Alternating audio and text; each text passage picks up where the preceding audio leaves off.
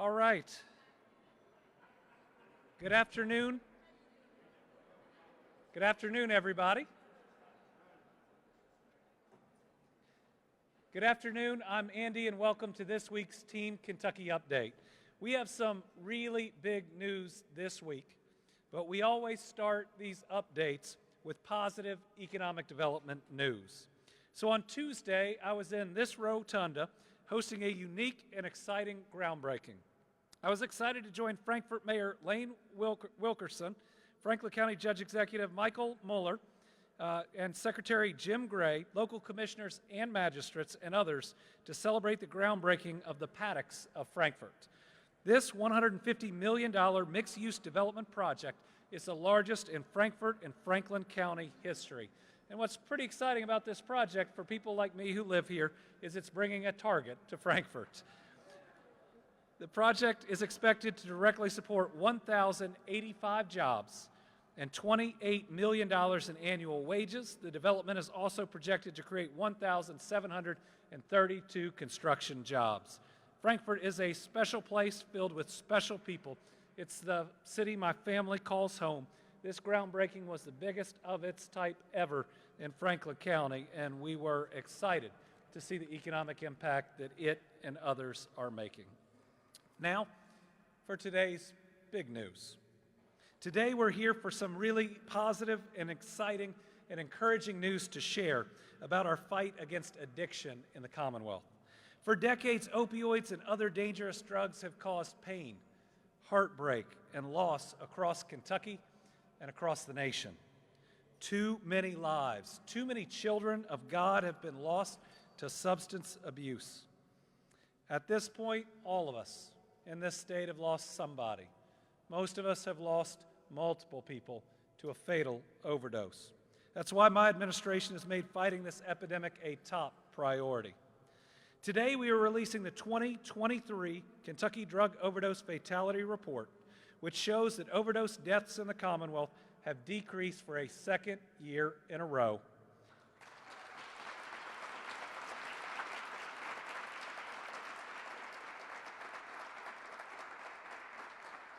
And this year, with the work of so many people here and across the Commonwealth, we are seeing a nearly 10% decrease in deaths from 2023 compared to 2022.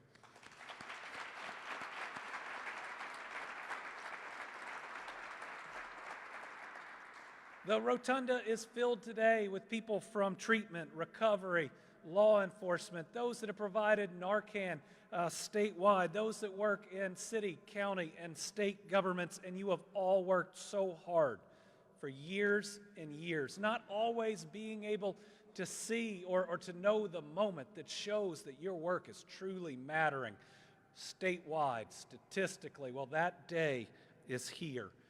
Your fight for the inches that become the feet, that become the miles of progress, is saving lives and saving it at a higher rate than the rest of the country. While we're celebrating more lives saved, the sad fact is we still lost 1,984 Kentuckians to a fatal overdose last year. Each of those is a child of God missed by their family and their community, and regardless of the tough times that they may have gone through, any choices somebody may have been made, they are loved and they are missed. And we have to make sure that this happens to fewer and fewer Kentuckians. My heart goes out to the family and the friends of those that were lost this last year, and we recognize that even while we celebrate progress, there's a lot of heartbreak and pain because of this epidemic that continues. Look, this is still far too many lives that have been lost, and we still have a long way to go. But celebrating success, celebrating doing better, celebrating having a better year is what gives us the strength to do even more, to push even harder, and to show up each day ready to fight just as hard for the next person that needs our help as the last person that needed our help. Some of the most dangerous drugs are still out there taking the most lives. In this last year, fentanyl accounted for 79.1%, and methamphetamine accounted for 55.2% of overdose deaths. The report also indicates that 35 to 44-year-olds had the highest number of drug overdose deaths in 2023 at 571 lives lost, though that was 13.4% less for that age demographic than 2022.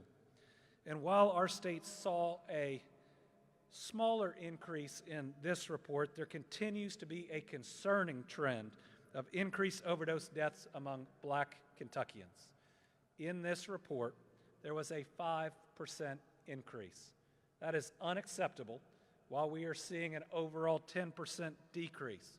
But if there is good news, even in a tough statistic, that was down from a 22% jump in 2022, meaning that the increase is lessening and lessening significantly.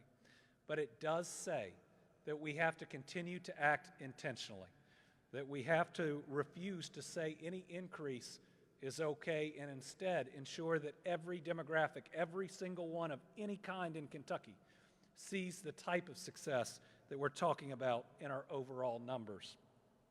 We are committed to working with community partners and leaders, especially in our Black communities, to reverse this trend, and we are going to use recently received grant funding through our core program to increase education and outreach efforts. I also want to note that Kentucky not only saw a decrease in overdose deaths in 2022, that 2023 was better than 2022. Some of the best news of this report is how much better we were than the rest of the country. The United States saw a decrease of overdose deaths of 3% last year, but you know what? That's the first time in a while we've seen that for our entire country, and we're excited for that.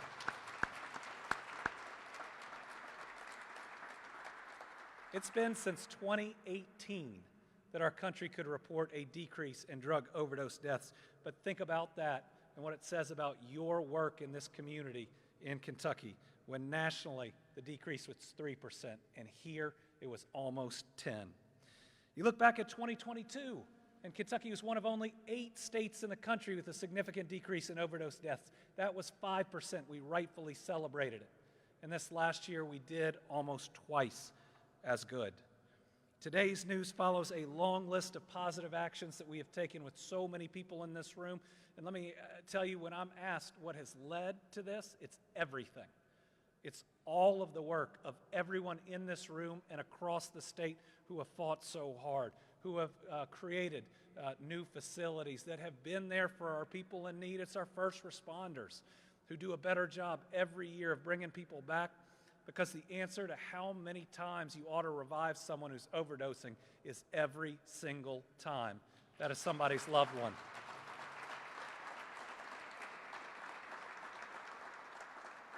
Now, just recently, we announced that Kentucky's counter-drug program has helped save lives by supporting the seizure of 265,170 fentanyl pills and 208.3 pounds of fentanyl during the 2023 federal fiscal year. As you all know, that's enough to kill every single Kentuckian, and they were able to pull this off the streets. The group also supported the seizure of 822 pounds of methamphetamines and made 164 arrests, and we want to recognize the important role of law enforcement in this fight that we wage every day to save lives in Kentucky. I'm proud that this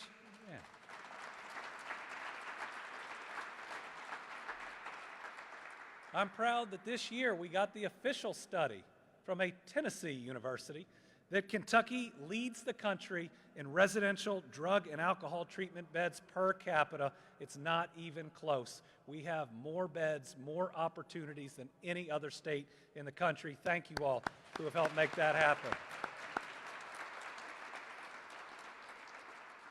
And we have recorded the 3 lowest recidivism rates the state has seen in over a decade. That's the work of second chance employment. That's the work of drug treatment. It's the focus on second chances here in Kentucky. So we recently announced a new website called secondchance.ky.gov that helps Kentuckians go to one place to find services such as getting a job, more education, or continued recovery.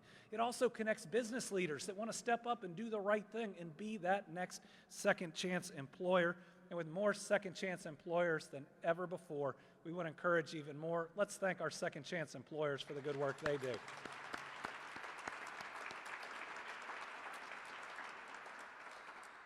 Earlier this year, we also announced that FindHelpNowKY.org, which has been doing good work for so long, is now the one-stop place where Kentuckians can find naloxone, addiction treatment, recovering houses, and mental health resources. At the beginning of the year, we launched the innovative Recovery Ready Communities programs. These counties are supporting treatment and recovery in a big way, in a holistic way. And now we have experts that certify them, that give them extra advice to make sure that these communities are doing it as well as anyone in the country. So far, we've had 10 counties certified, and I'm proud to say that those 10 counties have helped more than 750,000 Kentuckians.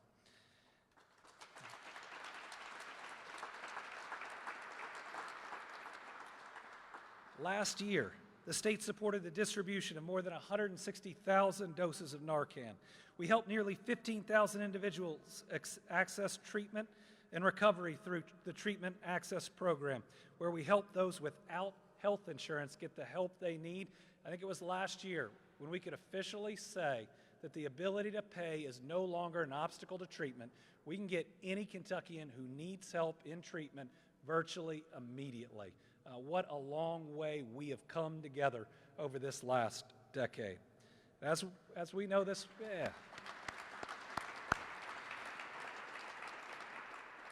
But as we know, this work is never ending, and there are still more holes that we have to fill. And so we look for the next challenge and the way we do our current work better, and I know everyone filling this rotunda does the same every single day. Let me say this, I'm really proud of y'all.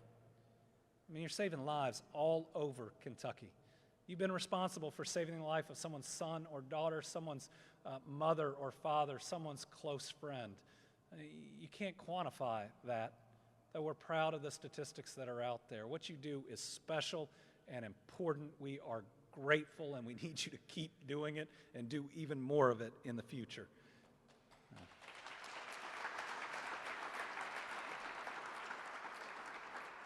So with us today is Van Ingram, Executive Director of the Office of Drug Control Policy. Executive Director Ingram has led the office since 2004, and he's here to provide some additional details about our progress.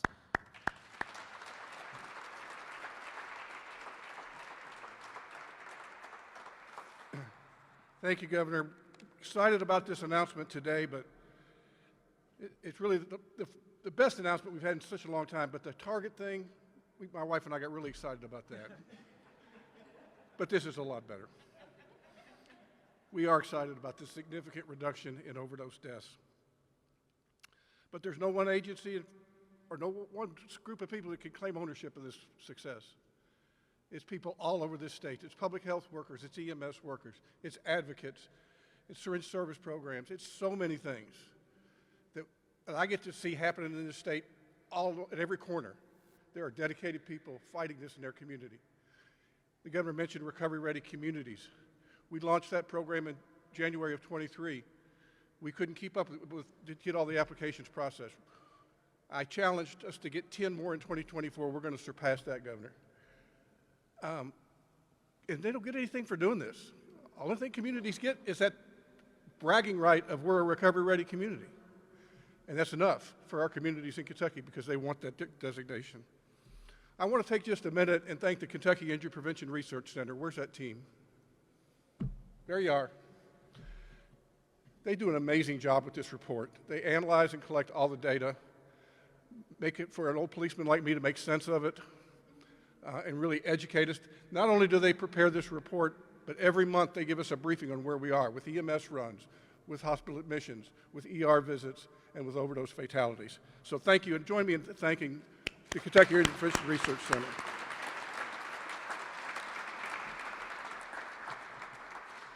Of course, their work wouldn't be possible without the Office of Vital Statistics, the Kentucky Medical Examiner's Office, our coroners, and our state and local police. As the governor mentioned, fentanyl is what's driving this crisis. If we can ever get a handle on that, I think the success we can have is unbelievable. But with nearly 80% of all deaths involving fentanyl, it's easy to see where our challenge lies. I do believe the distribution of Narcan that the governor mentioned was huge in 2023, and I hope we can distribute even more than that 160,000 units coming in 2024. I want to mention Operation Unite and our statewide call center that they operate for us. Nearly 4,000 people in 2023 called and said, I need help. I have an addiction. I need help. And the folks that work there are so compassionate and so patient and help so many people find the help they need. So thank you, Jamie, Tom, appreciate all that you all do. Join me in thanking them, please.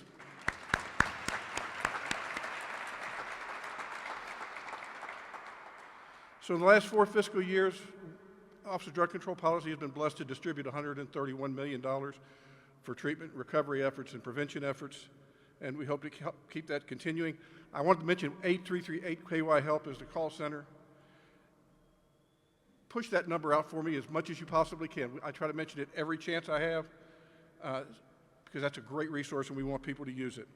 The governor mentioned Find Help Now, Find Recovery Housing Now. Please Google Find Naloxone Now. We're trying to get up in Google's algorithms. So if everybody goes on there today and does it at least once a day, we'll get up to top. There's a lot to be excited about today, but there's a lot of work yet to do. And I know all of you are committed as I am that we're going to do the work, and we're going to bring these numbers down and continue to do so. Thank you. Thank you.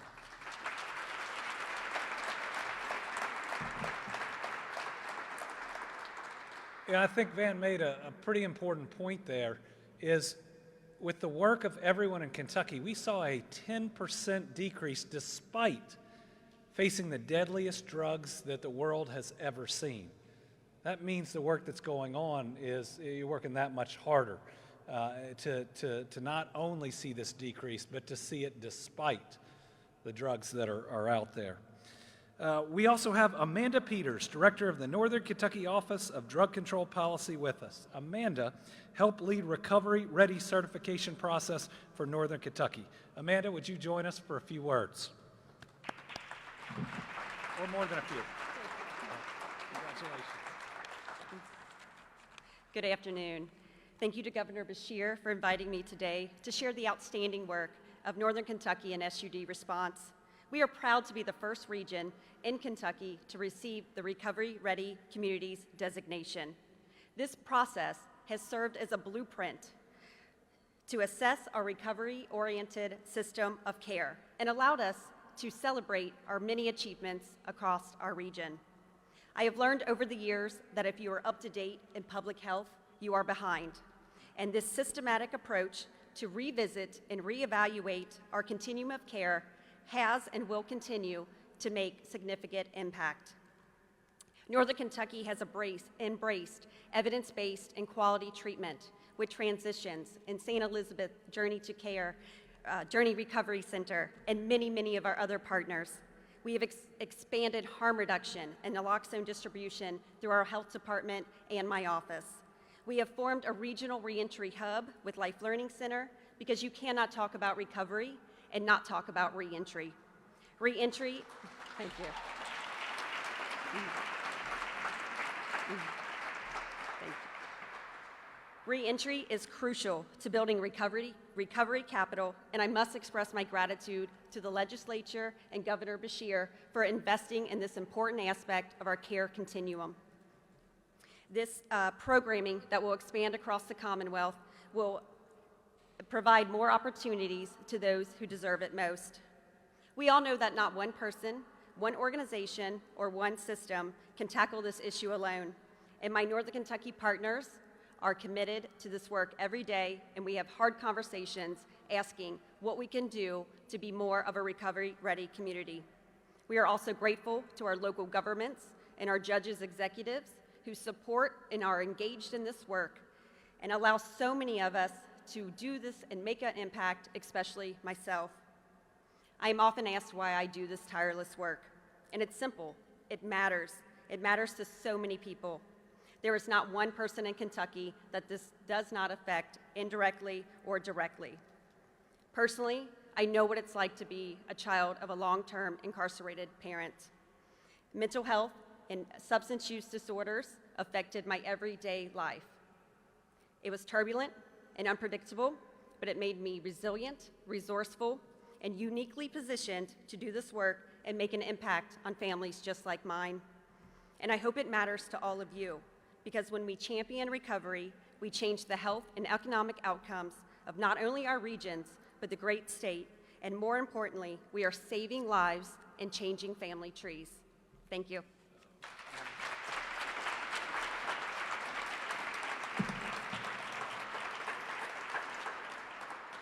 As Amanda was talking, I was looking at this full rotunda thinking if this were 10 years ago, we might have 5 or 6 people in here. And today we not only have advocates and the cabinet that would have been here back then, the Cabinet for Health and Family Services, we're joined by the Justice Cabinet today. Think about the statement that that makes and what we're doing and having everybody truly on board. Next up, we're going to hear from Commissioner Dr. Katie Marks. I can't be like Governor Dr. Andy Beshear. That's pretty impressive. Dr. Marks, unless a Juris Doctor counts. Dr. Marks leads our Department of Behavioral Health Development and Intellectual Disabilities, which works with recovery centers and treatment providers to ensure that the services provided are the best available. And if you know Dr. Marks, you know she earned that doctorate, and both the intelligence, the work ethic that she brings to her work. Dr. Marks.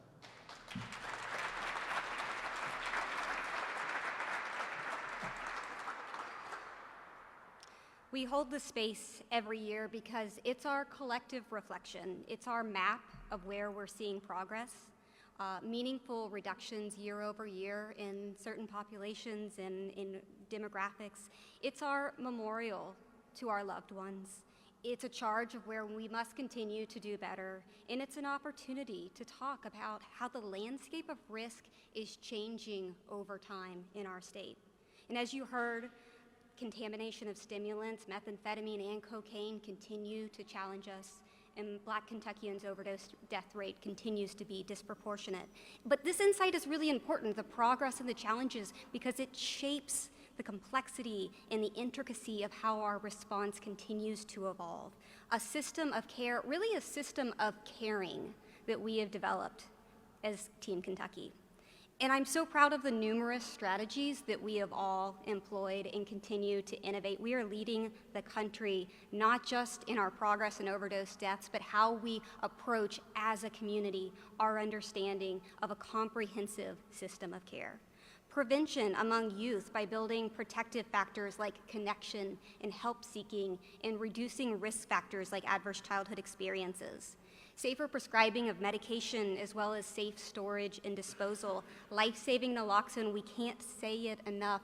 We give over 13,000 kits away each month in this state, and we will continue to increase that number. And funding our health departments to increase their capacity for communities to grow in their work in the harm reduction space. And we have to and are continuing to invest in the strategies that empower people towards health, and allowing and funding local communities to shape their response based on the needs they see day in and day out.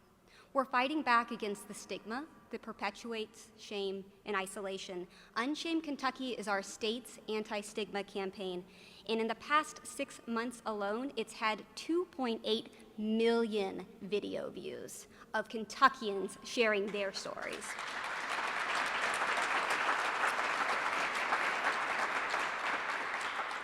As you've heard, we've dramatically grown our capacity for quality and evidence-based treatment. We've lowered barriers to finding that help through those resources like Find Help Now and Find Naloxone web pages. And we're lifting financial barriers to life-saving treatments. And so important in this work that we keep talking about, we're supporting long-term recovery, expanding quality recovery housing, funding an established network of recovery community centers across the state, and supporting education and transformational employment. Know this, we are steeped in recovery in Kentucky. In fact, we know this because 7 in 10 adults who've experienced a substance use problem report being recovering or in recovery. Think about that, what that means in our state.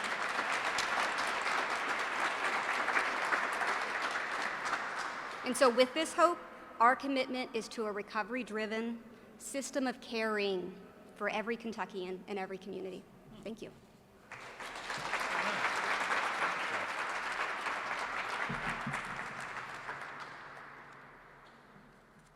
We've got a lot of great advocates and organizations in the rotunda today, some of which I met about 10 years ago, and I want to thank you for your service. Today, representing so much of our advocate service provider community is Tara Mosley Hyde, CEO of People Advocating Recovery. She is inspirational. She is powerful. And what I've learned is she never stops fighting to help people. She herself has been in recovery since 2011.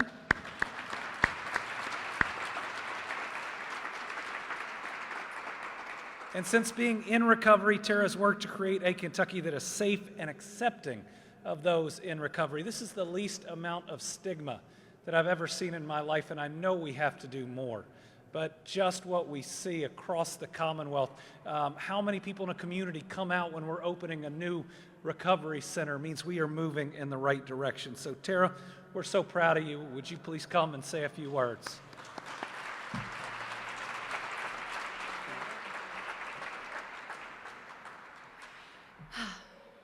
How incredible is this? I want to say, first of all, thank you to the governor and the governor's office, Van Ingram with the Office of Drug Control Policy, and how incredible to have a voice here today as a member of the recovery community.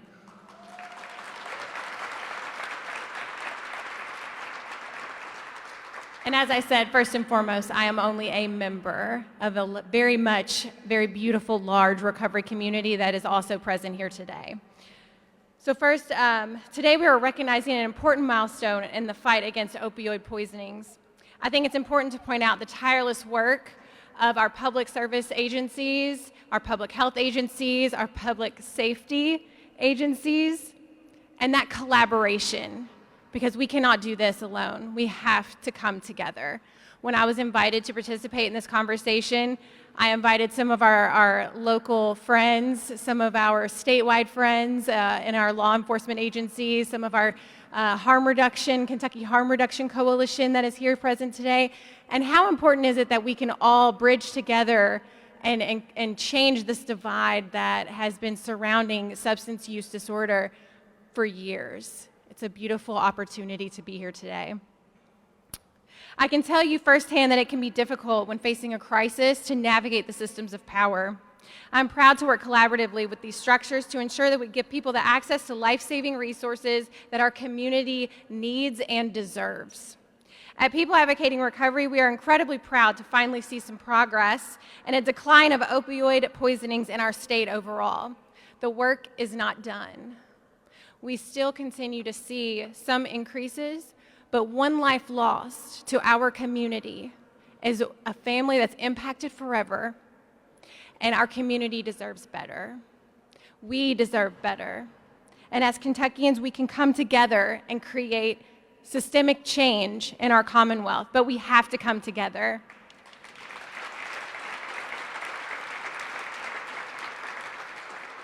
And we're doing that by this moment today, because we have voices in the room. All of us have voices in this room. As someone with 13 years of my recovery experience, I've learned, and I've never thought that I would be standing here next to our governor or participating in this sort of event and talking about my lived experience and sharing the challenges of navigating that system of power to getting access to care. But I'm doing it because I know that if I don't share my story and if I don't share what those challenges look like, that barrier will remain, and it will remain intact. And then the people that are coming behind me who are looking for recovery today will continue to hit that barrier, and we have to change that, and we start by these conversations.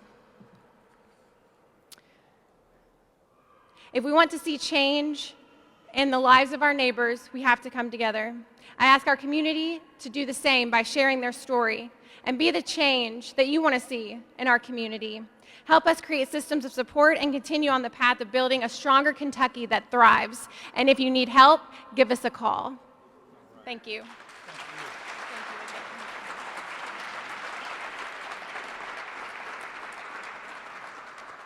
Finally, we're going to hear from Dr. Jody Jaggers, who works at the Kentucky Pharmacy Education and Research Foundation and as its Director of Pharmacy Public Health Programs.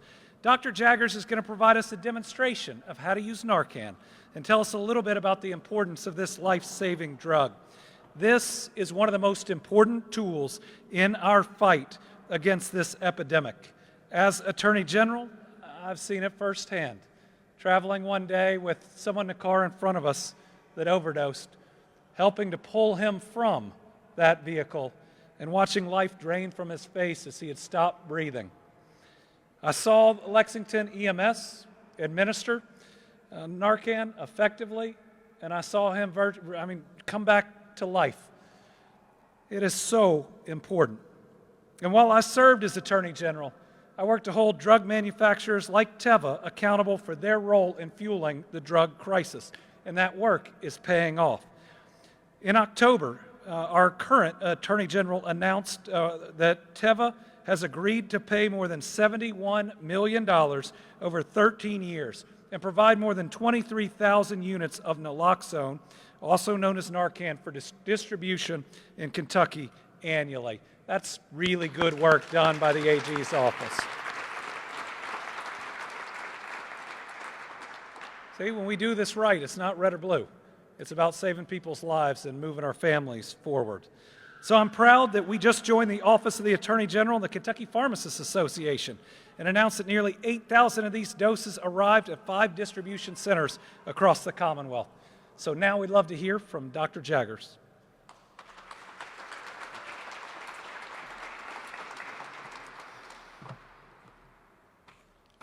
I'm encouraged by this year's reduction in overdose deaths, and I'm grateful for everyone in here and across the state for the work that they're doing, the hard work to save lives.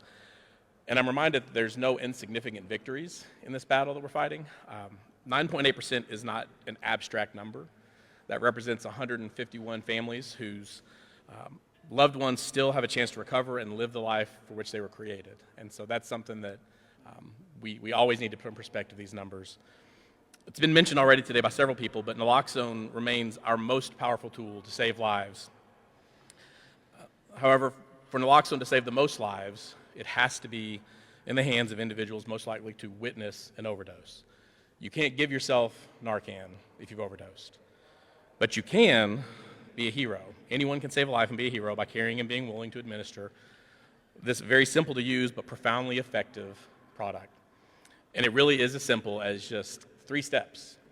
You peel the foil back on the device, you place it in the nostril, and you press the plunger. And that's it. It's not complicated. It's something that you could even teach a child to do. And I just want to remind everyone of how simple it is. You may also be aware that Narcan was approved for over-the-counter sales October of 2023. And in that time, there have been multiple generic formulations that have also received over-the-counter approval. And so we now have large drug chains or large pharmacy chains that have their own in-house brand of naloxone, and we have other just generic naloxones that are available. What does this mean? We're seeing the market do what the market's supposed to do, and this is providing much-needed competition and price reductions, which is making naloxone even more accessible to Kentuckians, and specifically to our grants, which provide the majority of naloxone all across the state. You've also heard mentioned today our new website, findnaloxonenow.ky.org. And as Van mentioned earlier, we really appreciate it if you all would search it regularly to help it hit the top of Google's metrics. But findnaloxonenow.ky.org is a one-stop shop for Kentuckians to find low or no-cost naloxone in their communities. But it's more than that. On our site, you can find numerous printable education materials, links to other important education and recovery resources, and FAQs that answer many common questions about overdose prevention, recognition, and response. If you or your organization is interested in learning more about it, please visit our site, findnaloxonenow.ky.org. Thank you all.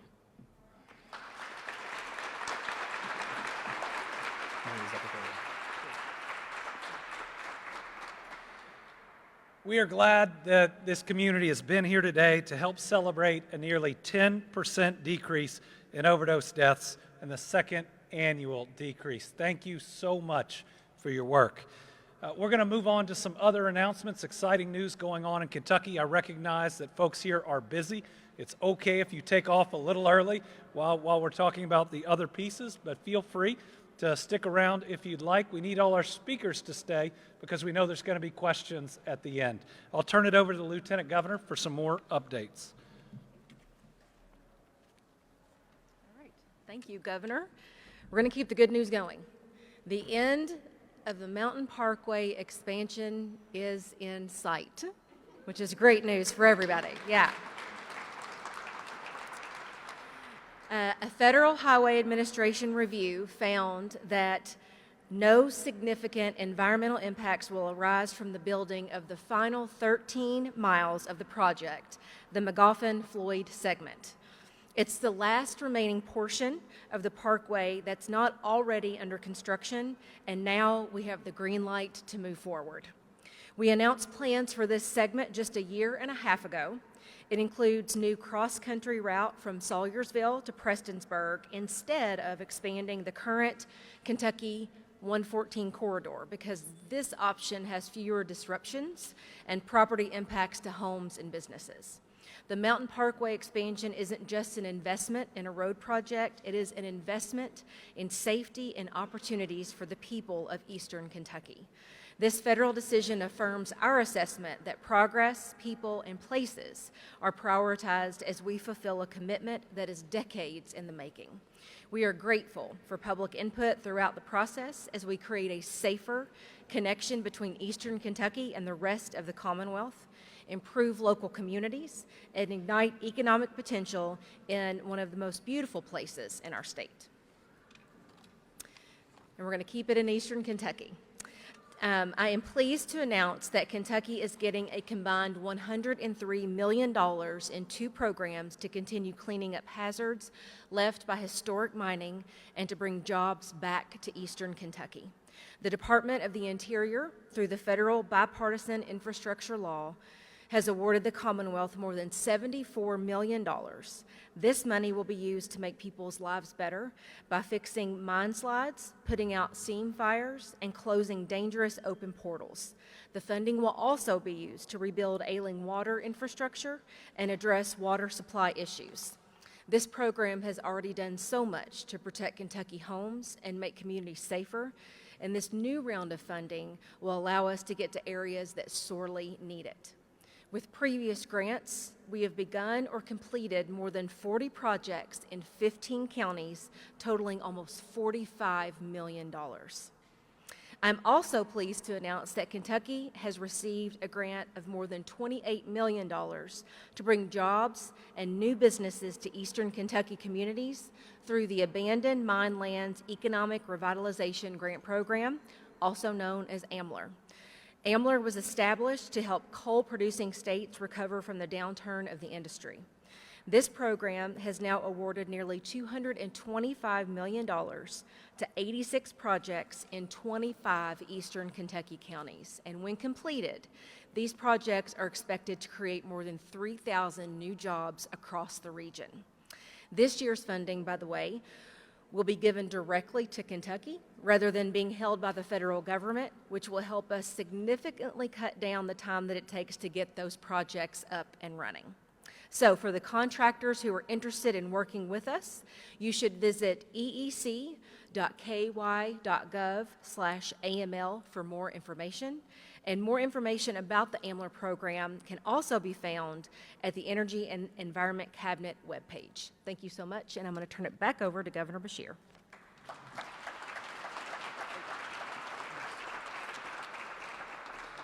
Next, we have an update of our continued steps to help families recover from the devastating flooding in July of 2022. Yesterday, I got to join one of our nonprofit building partners, the Housing Development Alliance. We were in Perry County for a special home dedication. This dedication marked the Housing Development Alliance's 100th flood survivor to receive a new home or a repaired home following the 2022 floods that devastated so many places in Eastern Kentucky. The homeowner is moving from an emergency management trailer that she and her 2 daughters have been living in for almost 20 months into a home where everyone will have their own bedroom. It was truly a great day to be with this family and the many more who were there that have been helped through this program. Leadership from the Public Protection Cabinet also attended a second home dedication on Wednesday in the town of Eastern. That home was built by the nonprofit builder Frontier Housing and partially funded by the Team Eastern Kentucky Flood Relief Fund. To date, the fund has provided over $1.9 million for 25 homes. Those homes are in Floyd, Breathitt, Knott, Perry, Owsley, Martin, and Letcher counties. I also have a few updates on the 7 high-ground communities that we're building. Work on each site is preparing them for occupancy. In Letcher County, the cottages at Thompson Branch has almost all infrastructure in place, and 2 homes are already on site. Work continues at the site with 8 additional homes being built in partnership with Homes, Inc. Altogether, 10 homes will be available for flood survivors at Thompson Branch.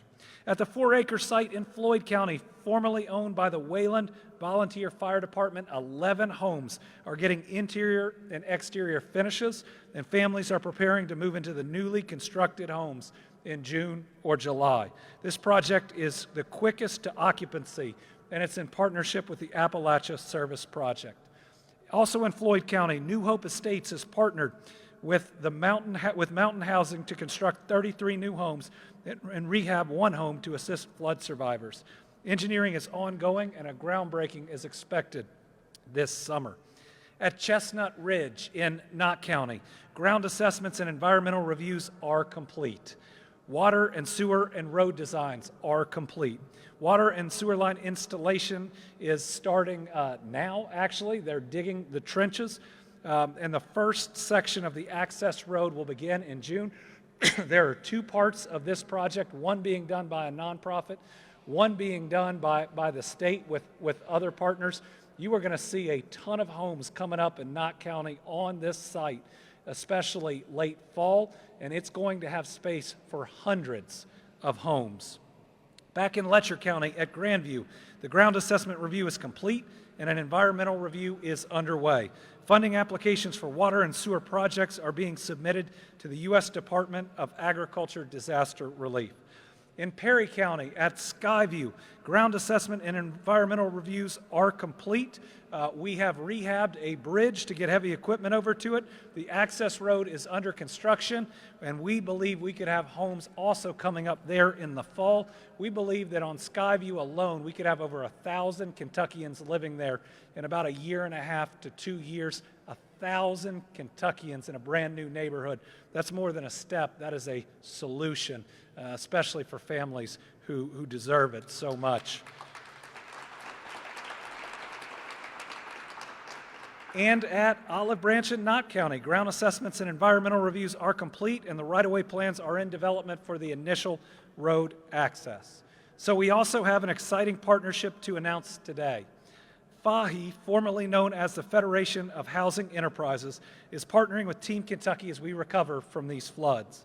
In March, I announced the city of Jackson will use over $2 million to build 8 homes, really important because it's hard to find a separate high ground area in Breathitt County right now. Next Thursday, there's an event in Jackson to learn more about the project and to start the application process for home buyers. We're expected to break ground on the project within the next 30 days. FAHI is helping with application intake and supporting local governments in the process.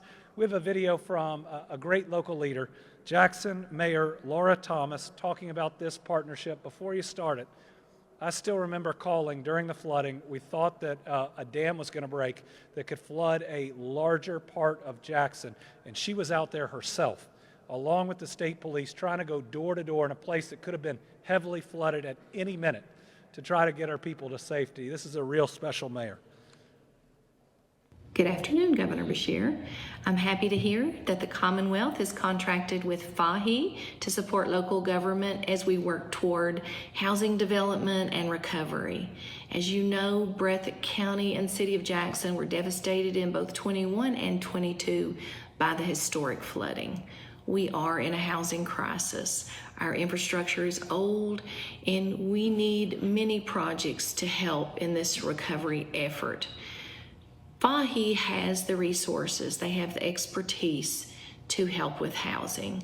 We would not be doing the current project that you recently announced if it were not for FAHI. They know housing. And we also appreciate our partnership with Housing Development Alliance, our Area Development District, and the good folks at DLG who have taken our many questions and helped guide us through the necessary requirements and guidelines of the grants. So, thanks again, and good luck to FAHI. I know they'll do a great job helping us help our citizens here in Eastern Kentucky. Thanks, and have a great day. Today, we're also joined by Pam Johnson, Senior VP of Partnerships and Programs at FAHI. Pam, would you come share a few words with us? Good to see you. Good to see you too. Good afternoon. I'm honored to be here today to represent FAHI. This is a special day for us. This is a great opportunity for us to be able to partner with Team Kentucky, with our friends at Department for Local Government, and more importantly, we get to get back out on the ground in Eastern Kentucky, where we've been working for over 40 years. But now we are going to be working in partnership with the Commonwealth, Team Kentucky, Department for Local Government, and our local communities, our judges, our mayors. We will be part of the solution as we move forward to recover and become a more resilient, stronger Eastern Kentucky. Thank you all so much for this opportunity. Governor, thank you.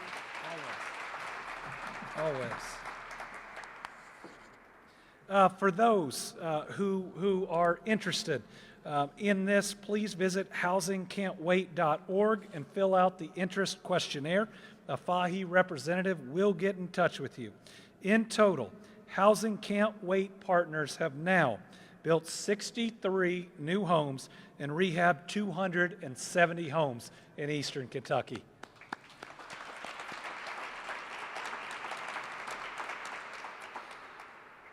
Today, I also have an update on our response to storms we experienced over the Memorial Day weekend.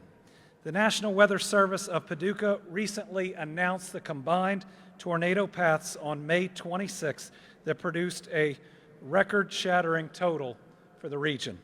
We have now confirmed that on May 26th, 15 tornadoes touched down across Kentucky.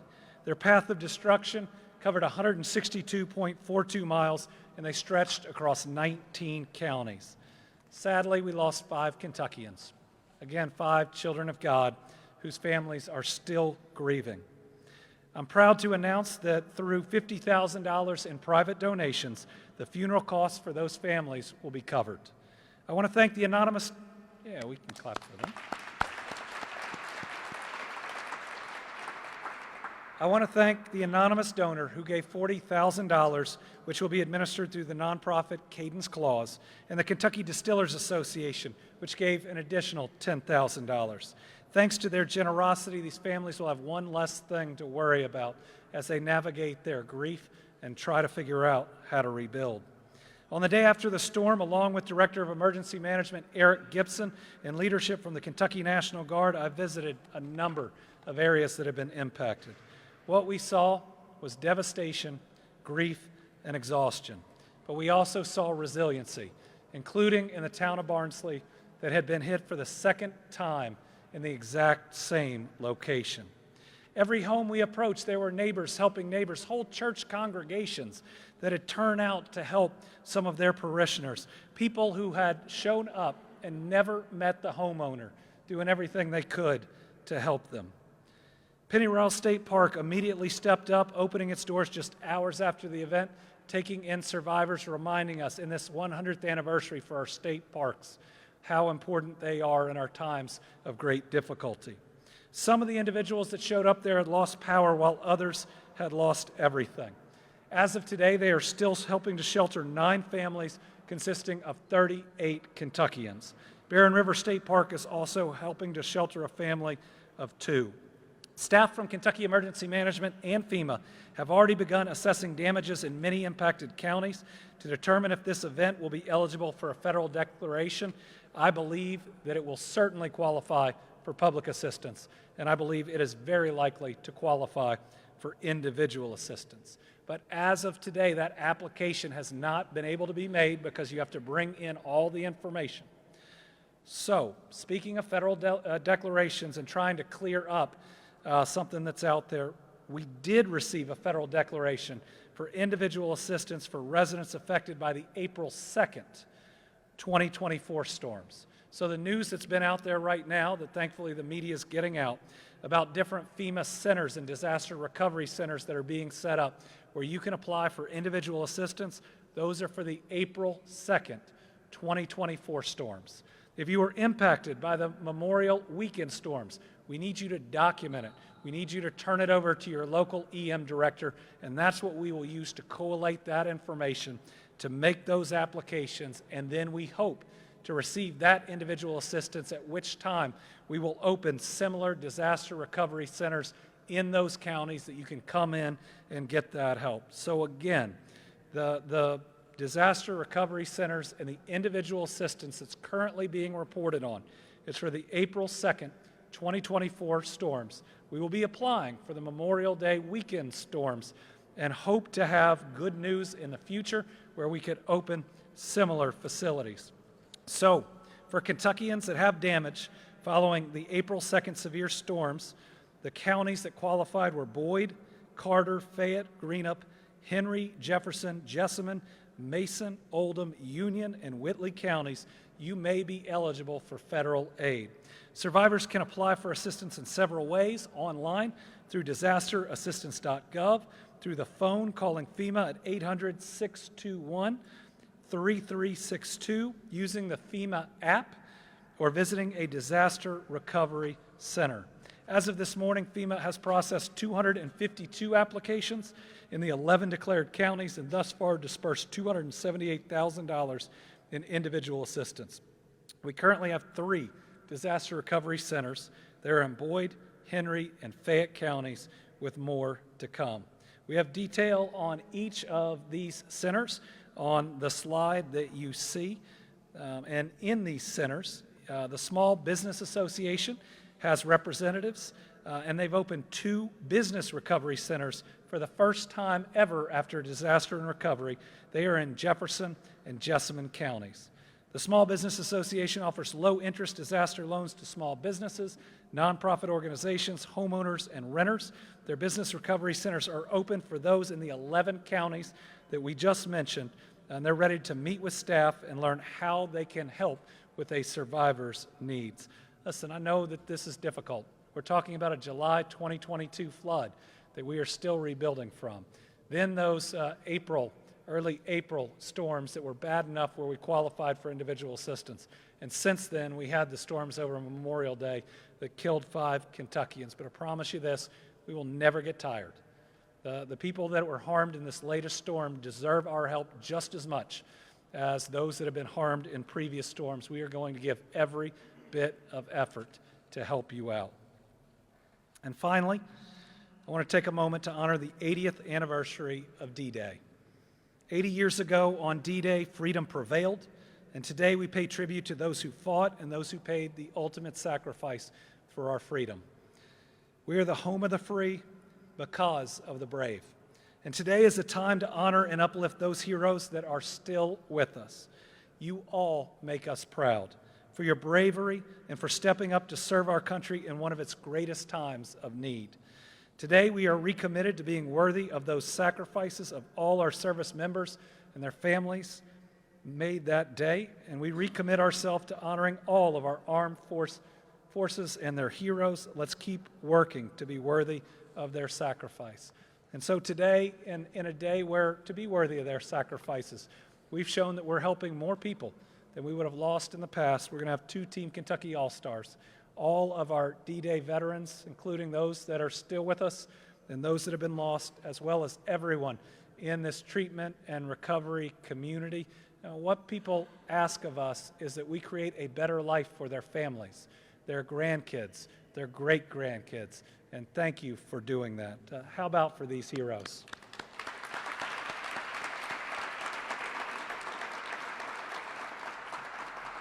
All right, we'll open it up for questions because we're in the rotunda. We'll do it old school. So, Tom.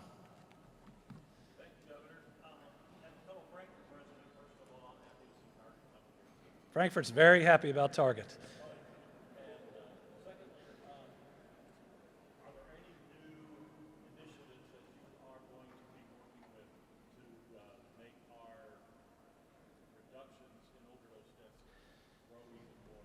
Yeah, we want to make sure that we do even better in 2024 than we did in 2023. And while we have programs, and we will have more programs, and we will continue to work our programs, I just want to note that everybody in here that works in that space has new programs every year too. They do things differently. They open new facilities. They try new methods, and for that we are really grateful, and we see you and we recognize you. As you notice, these last couple of years, we always look for those gaps, whether it's in transportation, in certain areas of the state, in ability to pay, and we are going to continue to do that. So it's important that we give every bit of effort to continue recovery-ready communities, find naloxone, now KY, and all of those other pieces. We need more recovery housing, which while we have a current program, we need more of it. We need more second chance employers that are out there, and we'll always be looking for that next great idea, knowing that we can always do this better. Anybody else? I'm happy to call on people too. Oh, yes. Karen Czar asks, what is the best advice for people who are helping a loved one or guiding them through recovery? Tara, why don't you give us some thoughts on that one? Absolutely. So first and foremost, make sure that you have access to all harm reduction supplies, first and foremost. So check out the naloxone, Find Naloxone Now. Also identify local resources in your community. There are really great websites and links that we've talked about today, like Find Help Now Kentucky, and then also Van Ingram's call center to identify what those resources are to make sure that you can get the support that you need, the level of care that your family member needs, and love on them. Because they need love, they need compassion, they need understanding, and they need help. And depending on where they are in their life, maybe they need residential care, maybe they need outpatient, maybe they just need therapy, but loving them is not an option.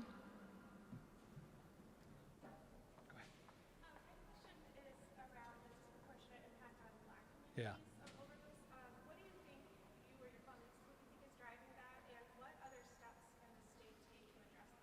Yeah, we have to do more. It is unacceptable to have any disproportionate impact.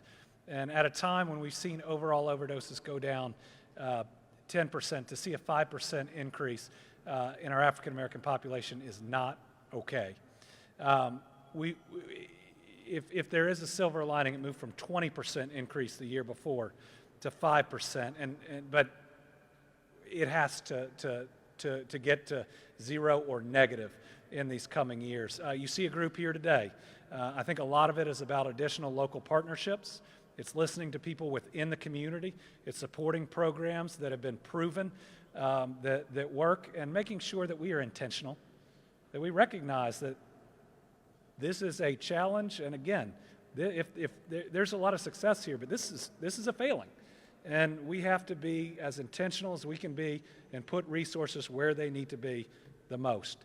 If you look in the report, you ought to draw your own conclusions. Some of the it appears that the drugs that are in different communities can be driving some of it too. But at the end of the day, that should not be an excuse whatsoever. We absolutely have to do better, and I want to make sure that does not get lost in today's announcement. Yes, Alex.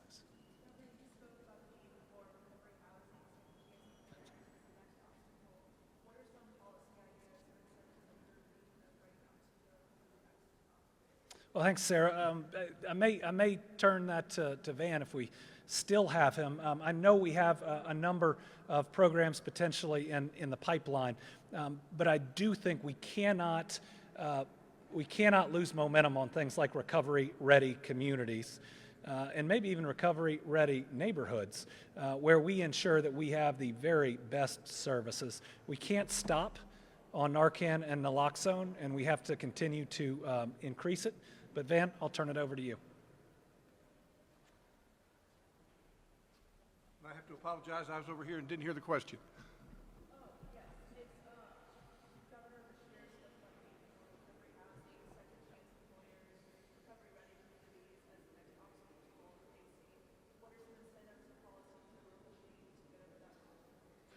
Yeah, we're doing everything we can think of to get over that hump.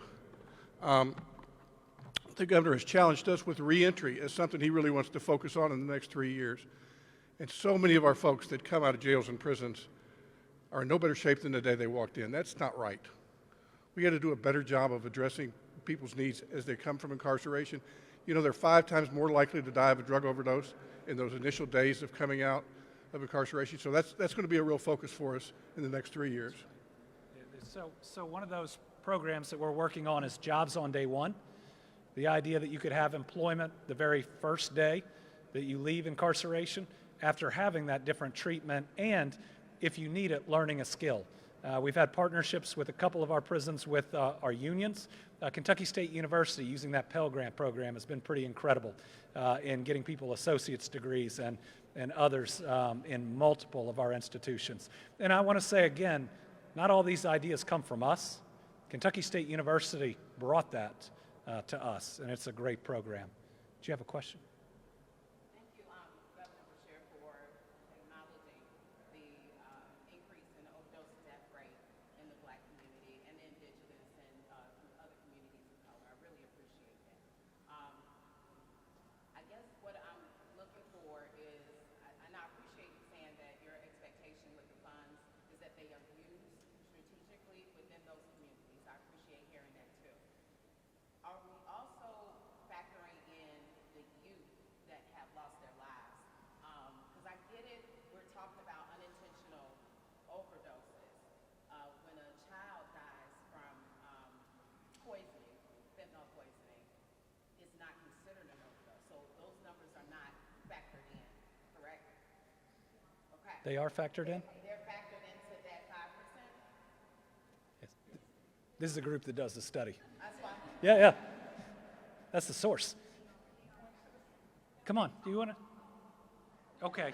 Do you all want to talk directly after? Yeah, because the reason why I'm asking that Yeah. is because, and I see that the numbers, the percent that you shared is now the final percent from last year, right? That 22 Yeah. that you shared.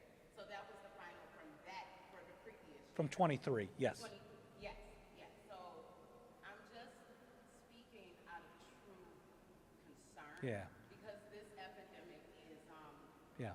is killing people who look like me. Yeah. And I cannot sit comfortably in Yeah. any space and not really press the fact that I am really working with families who feel like they're forgotten or they're invisible.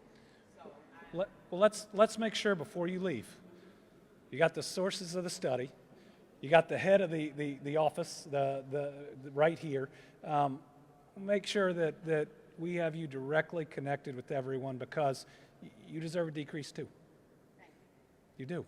And we're going to work to make that happen. And you know what our goal should be next year? We see that. And we're all here to celebrate that. But even then, we gotta get a bigger and a bigger and a bigger decrease. So thank you. Yeah. Good. All right. Thank you all very much. Everybody have a good day.